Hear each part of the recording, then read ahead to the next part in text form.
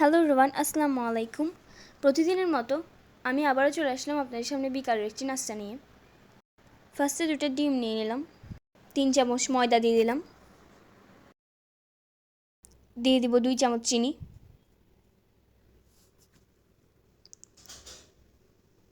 স্বাদ মতো লবণ,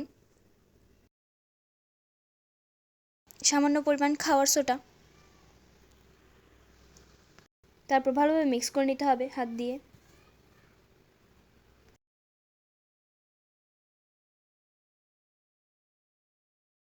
এগুলো মিক্স করার পরে আবার দুধ দিয়ে ভালোভাবে মিক্স করে নিতে হবে। বাসায় হঠাৎ মেহমান আসলে আপনারা এই নাস্তাটি 5 মিনিটে বানিয়ে দিতে পারবেন। এবার আমরা চলে আসলাম প্যানে। চুলার লো হিটে রাখতে হবে, মিডিয়াম আছে। এবার মিশ্রণটি দিয়ে দিলাম প্যানে। এখনই তৈরি হয়ে যাবে আমাদের নাস্তাটি। দিয়ে 2 মিনিটের জন্য ঢাকনা দিয়ে দিলাম।